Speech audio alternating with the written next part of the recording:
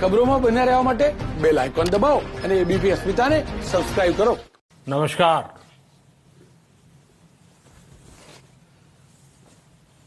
Corona वैश्विक महामारी के खिलाफ लड़ते लड़ते अब हम अनलॉक 2 में प्रवेश कर रहे हैं और हम उस मौसम में महामारी के खिलाफ लड़ते लड़ते अब हम अनलॉक 2 में प्रवेश कर रहे हैं और हम उस मौसम में भी प्रवेश कर रहे हैं जहां सर्दी, जुकाम, खांसी, बुखार ये सारे न जाने क्या क्या होता है, ये मामले बढ़ जाते हैं. ऐसे में मेरी आप सभी देशवासियों से प्रार्थना है कि ऐसे समय अपना ध्यान रखिए. साथियों, ये बात सही है कि अगर कोरोना से होने वाली मृत्यु दर को देखें तो दुनिया के अनेक देशों की तुलना में भारत संभली हुई स्थिति में है. समय पर किए गए लॉकडाउन और अन्य फैसलों ने भारत में लाखों लोगों का जीवन बचाया है, लेकिन हम ये भी देख रहे हैं कि जब से देश में अनलॉक 1 हुआ है, व्यक्तिगत और सामाजिक व्यवहार में लापरवाही जरा बढ़ती ही चली जा रही है. पहले हम मास्क को लेकर, 2 गज की दूरी को लेकर 20 सेकंड तक दिन में कई बार हाथ धोने को लेकर बहुत सतर्क थे, लेकिन आज जब हमें ज्यादा सतर्कता की जरूरत है तो लापरवाही बढ़ना बहुत ही चिंता का कारण है. साथियों, लॉकडाउन के दौरान बहुत गंभीरता से नियमों का पालन किया गया था. अब सरकारों को, स्थानीय निकाय की संस्थाओं को, देश के नागरिकों को फिर से उसी तरह की सतर्कता दिखाने की जरूरत है. विशेषकर कंटेनमेंट जोन्स, उस पर तो हमें बहुत ध्यान देना होगा. जो भी लोग नियमों का पालन नहीं कर रहे हैं, हमें उन्हें टोकना होगा, रोकना होगा और समझाना भी होगा. अभी आपने खबरों में देखा होगा, एक देश के प्रधानमंत्री पर 13,000 रुपये का जुर्माना इसलिए लग गया क्योंकि वो सार्वजनिक स्थल पर मास्क पहने बिना गए थे. भारत में भी स्थानीय प्रशासन को इसी चुस्ती से काम करना चाहिए. ये 130 करोड़ देशवासियों के जीवन की रक्षा करने का अभियान है. भारत में गांव का प्रधान हो या देश का प्रधानमंत्री, कोई भी नियमों से ऊपर नहीं है. साथियों, लॉकडाउन के दौरान देश की सर्वोच्च प्राथमिकता रही ऐसी स्थिति न आए कि किसी गरीब के घर में चूल्हा न जले। केंद्र सरकार हो, राज्य सरकारें हो, सिविल सोसाइटी के लोग हों, सभी ने पूरा प्रयास किया कि इतने बड़े देश में हमारा कोई गरीब भाई बहन भूखा न सोए। देश हो या व्यक्ति, समय पर फैसले लेने से, संवेदनशीलता से फैसले लेने से किसी भी संकट का मुकाबला करने की शक्ति अनेक गुना बढ़ जाती है। इसलिए लॉकडाउन होते ही सरकार प्रधानमंत्री गरीब कल्याण योजना लेकर आई। इस योजना के तहत गरीबों के लिए 2.25 लाख करोड़ रुपए का पैकेज दिया गया। साथियों, बीते 3 महीनों में 20 करोड़ गरीब परिवारों के जनधन खातों में सीधे 31,000 करोड़ रुपया जमा करवाए गए हैं।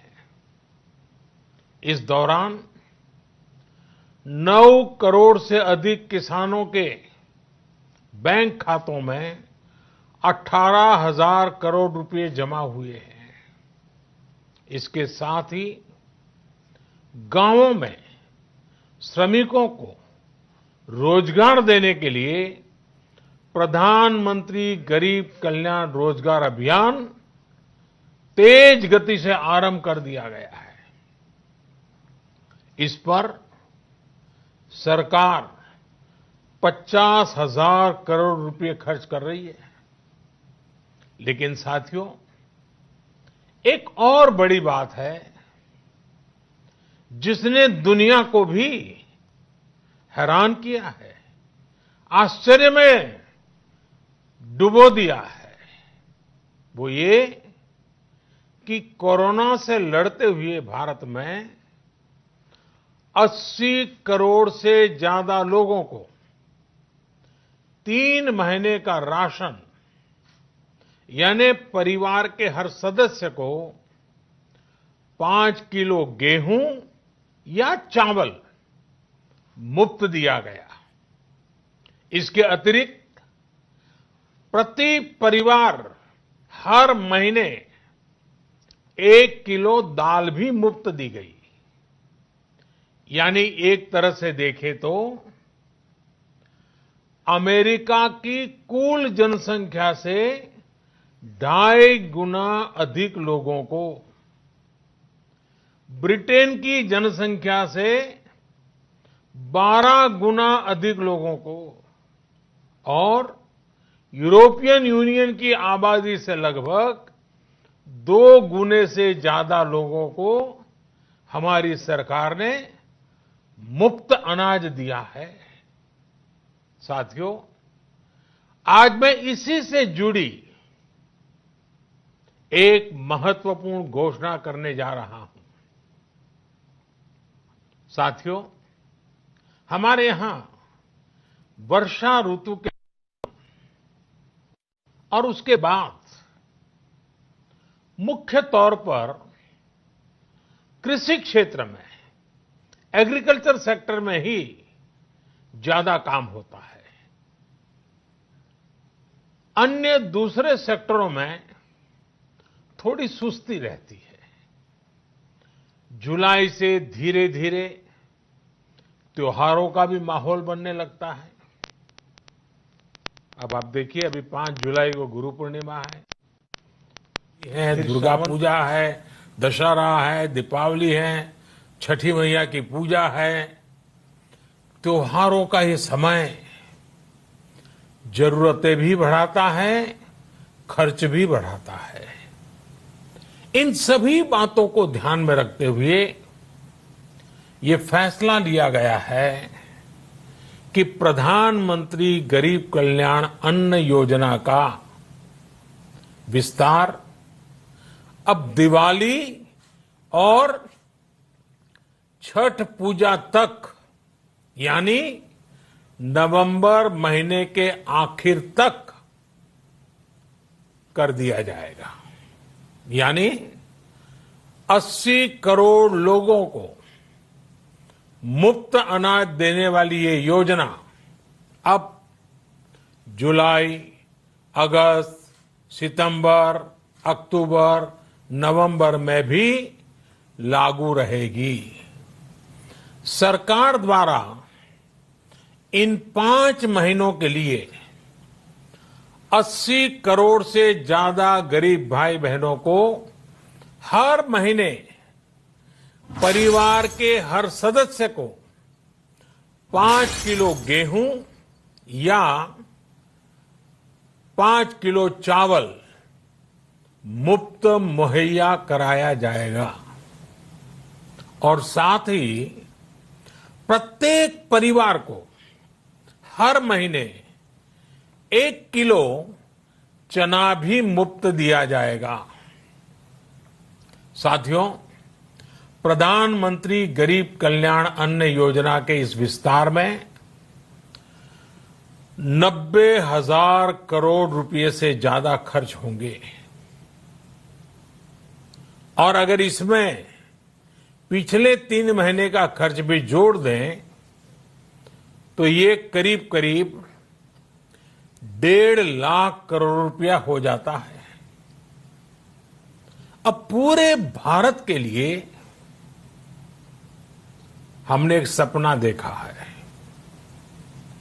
कई राज्यों ने तो बहुत अच्छा काम भी किया है। बाकी राज्यों पर भी हम आग्रह कर रहे हैं कि इसको काम को आगे बढ़ाएं। और काम क्या है? अब पूरे भारत के लिए एक राशन कार्ड की व्यवस्था भी हो रही है, यानी एक राष्ट्र एक ration card, one nation one ration card.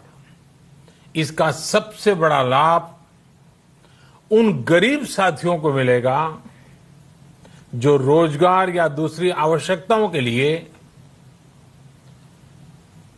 अपना गांव छोड़ करके कहीं और जाते हैं, किसी और राज्य में जाते हैं।